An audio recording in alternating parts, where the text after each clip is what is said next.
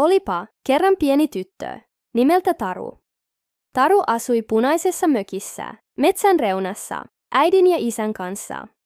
Hänellä oli vaaleanpunainen sadetakki, kirkkaat kumisaappaat ja taskussa aina kivi tai kaksi, jotka hän oli löytänyt retkillään.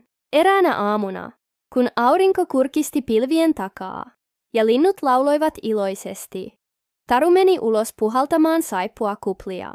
Hän kastoi puhaltimen kuplaliuokseen, puhalsi ja katseli, kun kuplat leijuivat taivaalle. Yksi kupla oli erityisen suuri ja hohti kaikissa sateenkaaren väreissä.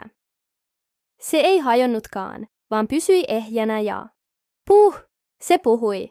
Hei Taru, sanoi kupla pehmeällä äänellä. Minä olen taikakupla. Haluatko lähteä kanssani seikkailuun? Taru katsoi kuplaa, silmät suurina. Totta kai, hän huudahti ja tarttui kuplaan, ja ennen kuin hän ehti sanoa, kupla juoma, hän leijui ilmassa kuplan sisällä.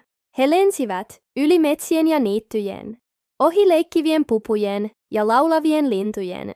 Heidän allaan näkyi järvi, jossa kalat hyppivät ilmaan kuin pieniä suihkulähteitä. Lopulta he laskeutuivat kukkaniitylle, missä asui pieni perhoskuningatar nimeltä Piuku. Piuku oli surullinen, sillä hänen ystävänsä, kimalainen Kalle, oli kadottanut hunajapurkkinsa. Me autamme, sanoi Taru reippaasti. Taru ja taikakupla lähtivät etsimään purkkia. He kurkistivat kivien alle, puun koloihin ja kukkien taakse. Lopulta he löysivät hunajapurkin suuren voikukan takaa, ja sen päällä istui ahne orava. Se ei ole sinun, sanoi Taru lempeästi oravalle. Se kuuluu Kallelle. Orava katsoi Tarua ja sanoi, anteeksi. Se tuoksui niin hyvältä, että en voinut vastustaa. Taru antoi oravalle oman eväspatukkansa, ja orava antoi hunajapurkin takaisin. Kaikki olivat tyytyväisiä. He palasivat Piukun luo, ja Kalle oli niin iloinen, että tanssi ilossa ympyrää. Piuku antoi Tarulle pienen kukkaseppeleen kiitokseksi.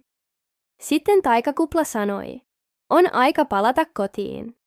Taru nousi kuplaan, heilutti hyvästit ja lensi takaisin oman mökkinsä pihaan, juuri iltapalan aikaan.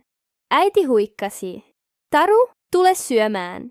Taru hymyili ja katsoi taskussaan olevaa kukkaseppelettä.